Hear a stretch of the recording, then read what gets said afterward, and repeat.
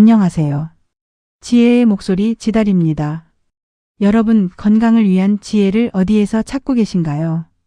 혹시 바쁜 일상 속에서 잠시 잊고 지냈던 우리 몸의 소중함과 자연의 이치에 귀 기울여 본 적이 있으신가요? 오늘은 시대를 초월한 우리 조상들의 건강 비법이 담긴 보물 동의보감. 그 중에서도 약초의 비밀을 담은 탕액편과 몸의 혈자리를 다스리는 친구편에 대해 이야기해 볼까 합니다. 마치 할머니가 들려주는 옛 이야기처럼 편안하고 쉽게, 하지만 그 안에 담긴 지혜는 더욱 깊게 느껴지실 거예요.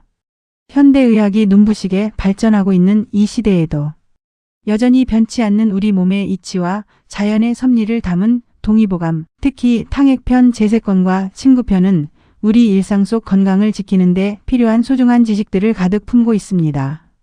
탕액편은 수많은 약초들의 효능과 사용법을 상세히 설명하며 우리가 자연 속에서 얻을 수 있는 치료의 가능성을 제시합니다.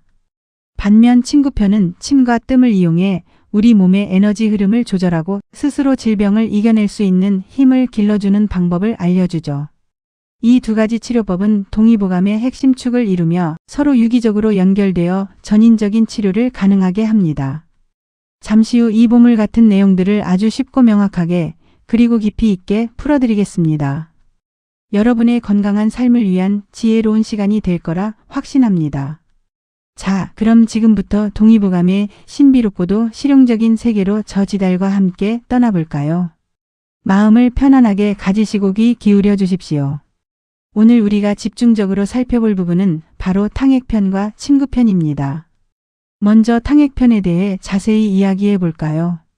탕액편은 약물학이라고 불릴 만큼 약초와 약물에 대한 모든 것을 담고 있습니다. 이 편은 총 3권으로 구성되어 있으며 오늘 우리는 특히 제세권에 집중할 것입니다. 이름에서도 알 수 있듯이 탕액은 약재를 물에 끓여서 복용하는 것을 의미하는데요. 이는 한의학에서 약물을 활용하는 가장 기본적인 방법이자 핵심이기도 합니다. 약재를 물에 달여 복용함으로써 약효를 몸에 더 빠르고 효과적으로 전달할 수 있기 때문이죠. 탕액편은 단순히 약초의 이름만 나열한 것이 아니라 각 약초가 우리 몸에 어떻게 작용하는지, 어떤 질병에 효과적인지, 그리고 어떻게 조제하여 사용해야 하는지에 대한 임상적인 지혜가 풍부하게 담겨 있습니다. 약재의 채취 시기, 보관 방법, 그리고 약재를 함께 사용했을 때의 상호작용까지 세세하게 기록되어 있어 약재를 올바르게 이해하고 활용하는 데 결정적인 도움을 줍니다. 탕액편은 촉론과 강론으로 나뉘어 구성되어 있습니다. 촉론에서는 약물 사용의 기본 원칙과 약성에 대한 전반적인 이해를 돕습니다.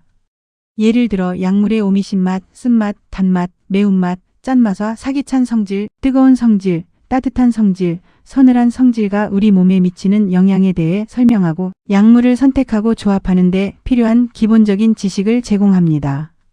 그리고 강론에서는 수많은 약재 하나하나에 대한 상세한 설명을 제공합니다. 특히 탕액편 제세권은 초부화, 즉 풀뿌리 식물 중에서도 하위에 속하는 것들부터 시작해서 목부, 즉 나무에서 얻는 약재, 옥부 즉 보석에서 얻는 약재, 석부, 즉 돌에서 얻는 약재, 그리고 금부, 즉 금속에서 얻는 약재들까지 정말 다양하고 흥미로운 종류의 약재들을 소개하고 있습니다. 예를 들어 우리에게 친숙한 뽕나무, 산수유, 두충 같은 약재들이 이 탕액편 제세권에 자세히 설명되어 있습니다. 뽕나무는 해열, 해독, 혈압 강화 등의 효능이 있으며 잎, 가지, 열매, 뿌리 껍질 등 모든 부분이 약재로 활용됩니다. 산수유는 신장을 보하고 허리, 무릎 통증을 완화하는 데 도움을 주며 두충은 근골을 튼튼하게 하고 혈압을 낮추는 효능이 있다고 알려져 있습니다. 이 약재들이 어떤 효능을 가지고 있는지, 어떤 방식으로 우리 몸의 균형을 잡아주는지에 대한 귀한 정보들이 가득합니다. 각 약재의 특징, 성질, 만효능, 그리고 어떤 증상에 활용되는지 등을 아주 구체적으로 명시하여 독자들이 약재를 이해하고 실제 치료에 적용할 수 있도록 돕습니다. 이러한 상세한 정보는 당대 의사들에게는 물론 일반 백성들에게도 약재를 통한 자가치료의 가능성을 열어주는 중요한 역할을 했습니다. 탕액편이 단순한 약물 목록이 아니라 중요한 본초학 서적으로 평가받는 이유는 바로 임상 경험과 결합된 약물 정보를 제공하기 때문입니다. 허준 선생님은 이 책을 집필하면서 당대의 명의였던 이고와 주진영의 본초학 연구성가를 적극적으로 활용했다고 밝히고 있습니다. 이고는 금원사대가 중 한 명으로 비위학파를 창시하여 비위의 중요성을 강조했으며 주진영은 역시 금원사대가 중 한 명으로 양생과 보험을 중시한 학자입니다. 이 두 분의 심오한 의학적 통찰과 임상 경험이 탕핵편에 녹아들어 있다는 것은 이 책의 신뢰성과 실용성을 더욱 높여주는 부분입니다. 이는 탕핵편이 단순히 옛 문헌을 답습한 것이 아니라 실제 치료 현장에서 얻은 경험과 지식을 바탕으로 쓰여진 실용적인 의서임을 명확히 보여주는 대목입니다. 또한 동의보감 탕핵편은 기존의 본초 분류 방식에서 벗어나 자신만의 독창적인 분류 체계를 사용하여 약제의 특성과 효능을 더욱 효과적으로 전달하고자 노력했습니다. 예를 들어 약제를 부위별, 성질별로 분류하여 사용자가 쉽게 찾아보고 이해할 수 있도록 하였으며 독성이 있는 약제와 독성이 없는 약제를 명확히 구분하여 안전한 약제 사용을 유도했습니다. 이처럼 탕핵편은 약초 하나하나에 담긴 생명의 기운을 이해하고 그것을 통해 우리 몸의 건강을 회복하고 유지하는 방법을 알려주는 귀한 안내서라 할 수 있습니다. 자연 속에서 얻을 수 있는 무궁무진한 치유의 힘을 발견하고 이를 우리 삶에 적용하는 방법을 가르쳐주는 것이죠. 다음으로 침구편에 대해 이야기해 볼까요? 침구편은 동의보감의 마지막 편을 장식하고 있습니다. 이 편은 약물치료와 더불어 한의학의 양대 산맥이라고 불리는 침과 뜸에 대한 심오한 지식과 실용적인 기술을 담고 있습니다. 침과 뜸, 이 두 가지 치료법은 한의학의 오랜 역사 속에서 수많은 임상 경험을 통해 그 효과가 입증되어 왔습니다. 침은 가느다란 바늘을 사용하여 우리 몸의 특정 부위, 즉 혈자리를 자극하여 몸의 기혈순환을 돕고 질병을 치료하는 방법입니다. 인체의 경락과 혈자리를 정교하게 자극함으로써 막힌 기혈을 소통시키고 장부의 기능을 조절하여 통증을 완화하고 질병을 근본적으로 다스리는 데 목적이 있습니다. 반면에 뜸은 약숙을 태워 그 온열 자극을 통해 몸의 특정 부위를 따뜻하게 하고 면역력을 높여 질병을 다스리는 치료법이죠. 뜸의 온열 자극은 혈액순환을 촉진하고 냉기를 몰아내며 체내의 노폐물 배출을 돕는 등 다양한 효능을 가지고 있습니다. 침과 뜸은 약물을 복용하는 것과는 또 다른 방식으로 우리 몸의 자연 치유력을 극대화하는 치료법입니다. 약물이 체내에서 직접적인 화학 작용을 통해 치료 효과를 나타낸다면 침과 뜸은 몸 내부의 기운을 조절하여 스스로 병을 치유할 수 있도록 돕는 간접적인 치료법이라고 할 수 있습니다. 침구편은 다른 편들에 비해 상대적으로 간략하게 구성되어 있지만 그 내용은 매우 알찹니다. 이 편은 침구문이라는 하나의 장으로 이루어져 있으며 침과 뜸을 만드는 방법부터 시작해서 침을 놓는 구체적인 기술, 정확한 혈자리를 찾는 방법, 뜸을 뜨는 방법, 그리고 침을 통해 기운을 보하고 사하는 방법인 보사법까지 침과 뜸에 대한 모든 것을 담고 있습니다.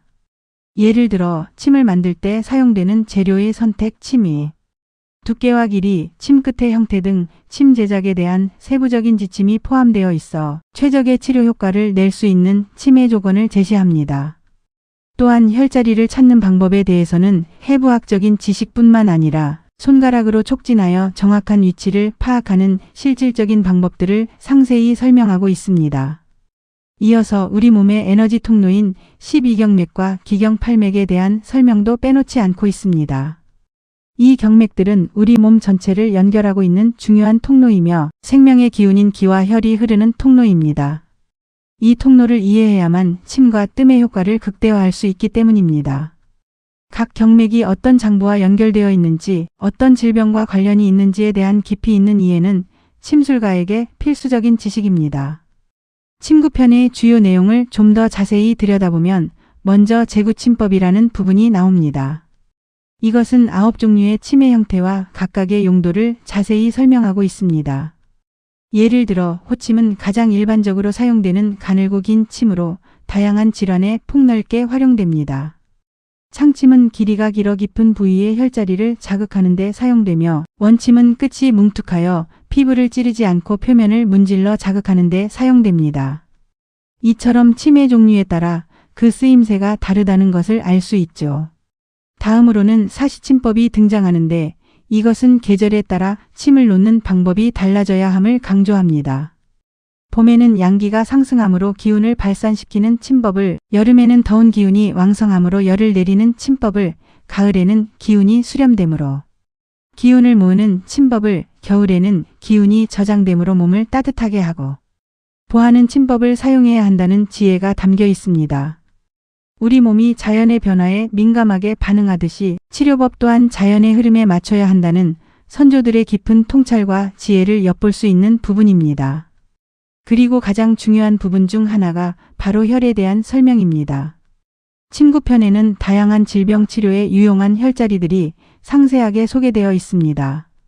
예를 들어 다이어트에 도움이 되는 혈자리로 이명과 비만을 다스리는 이침, 혈자리, 지긋지긋한 편두통을 완화하는 태양혈과 풍지혈, 잠 못 이루는 밤을 위한 불면증, 혈자리인 신문혈과 뇌관혈, 여성들의 고민인 생리통을 다스리는 삼음교와 혈해혈, 소화불량에 효과적인 족삼리혈과 중환혈, 피부 미용에 좋은 합곡혈과 태충혈, 그리고 만성적인 허리 통증을 줄여주는 신수혈과 위중혈 등 우리 일상에서 흔히 겪는 불편함들을 해소하는 데 도움을 줄 수 있는 다양한 혈자리 정보가 담겨 있습니다. 이 혈자리들은 단순한 점이 아니라 우리 몸의 에너지가 모이고 소통하는 중요한 지점들이며 정확한 자극을 통해 몸의 균형을 되찾을 수 있습니다. 이러한 침구편의 내용은 단순히 옛 의학 지식에 머무르지 않고 오늘날에도 활발하게 활용되고 있습니다. 현대 한의학에서 침과 뜸은 여전히 주요한 치료 수단으로 사용되고 있으며 과학적인 연구를 통해 그 효과가 지속적으로 입증되고 있습니다. 실제로 창덕궁 약방에서는 동의보감 침구편의 지식을 바탕으로 외국인과 다문화, 가족을 대상으로 혈자리 체험 프로그램을 운영하기도 했습니다. 이는 동의보감의 침구 지식이 시대를 초월하여 사람들의 건강 증진에 기여하고 있음을 보여주는 좋은 예시라고 할 수 있습니다. 또한 많은 사람들이 자가 건강관리를 위해 침구편에 소개된 혈자리를 활용하여 마사지를 하거나 뜸을 뜨는 등 일상 속에서 건강을 관리하고 있습니다.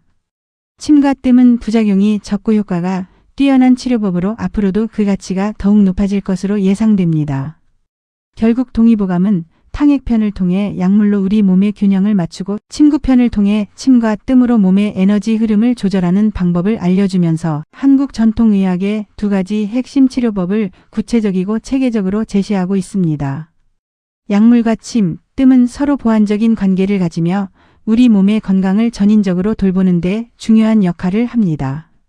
질병의 원인을 파악하고 약물로 내부의 불균형을 해소하며 동시에 침과 뜸으로 기혈순환을 원활하게 하여 몸의 회복력을 극대화하는 것이죠.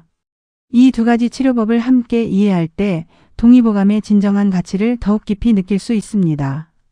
동의보감은 단순한 질병 치료를 넘어 인간과 자연의 조화를 통한 건강한 삶의 방식을 제시하는 위대한 유산입니다. 오늘 저지달과 함께 동의보감 탕액편 제세권과 침구편의 세계를 잠시나마 엿보셨는데요. 단순히 옛날 이야기가 아니라 오늘날 우리 건강을 위한 지혜가 가득 담겨 있다는 것을 다시 한번 확인하는 시간이었기를 바랍니다. 이처럼 우리 선조들의 지혜는 시대를 뛰어넘어 여전히 우리의 삶에 깊은 통찰과 실질적인 도움을 주고 있습니다. 동의보감 속 숨겨진 건강 비법들을 여러분의 일상에 적용해 보는 것도 아주 좋은 방법이 될 것입니다. 여러분의 건강한 삶을 응원하며 다음 시간에도 더 유익하고 흥미로운 이야기로 찾아뵙겠습니다. 그때까지 건강하시고 항상 행복이 가득하시길 바랍니다. 감사합니다. 지혜의 목소리 지달이었습니다.